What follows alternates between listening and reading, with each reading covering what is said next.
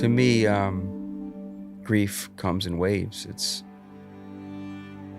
Some days it hits you really hard, and other days I can't say it's ever stayed off of me, but I can say that it's given me, it hasn't beat me up some days, let's put it like that. So it comes in waves, and the truth is I didn't know grief really. I just felt like everything was beautiful and perfect until the last few years. And then when I lost Truett, or when we lost Truett, everything changed, and I met grief in the fiercest way.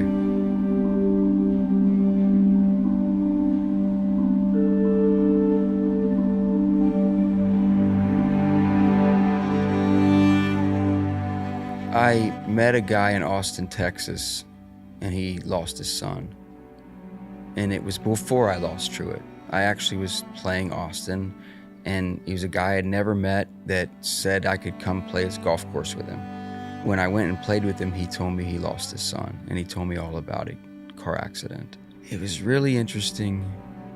He told me a few things that were like preparing me, kind of. And I'm not trying to overthink this thing, but he told me that when you go through something hard and you have to grab onto something you can trust, and his thing was grab onto a promise of God. This he told me after, because he called me. He said, you're going to want to grab onto a promise of God. And he goes, but just make sure you grab onto something God really promised us, because when we're in the darkest valley, we might grab onto something that God never promised us at all.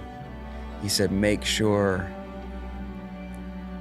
God, you might grab onto something like, I shouldn't be facing loss, or God's good and this shouldn't happen to me on earth.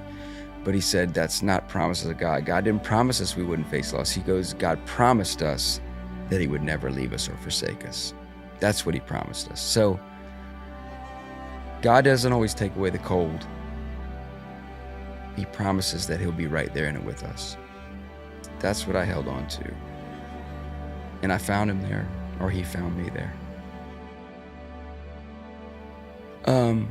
I think I started to learn to laugh even in the first week a little bit, but not laugh as deeply. I don't know if I'll ever laugh as deeply. I don't know if I'll ever smile as big. But I can smile. And I can laugh. I don't know if it'll ever be, until eternity, if it will ever be fully.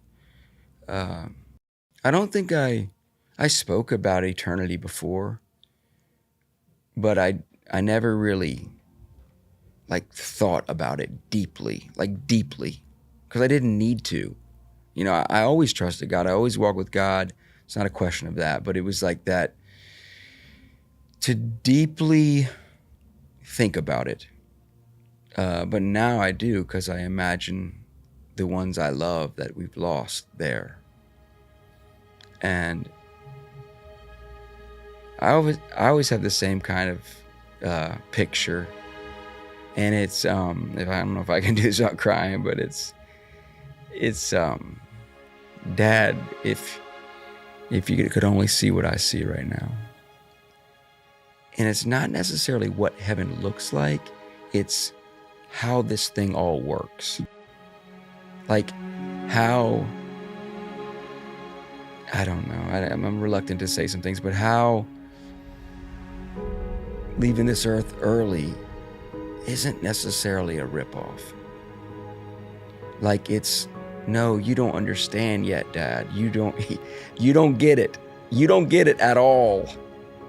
That's what I see in here.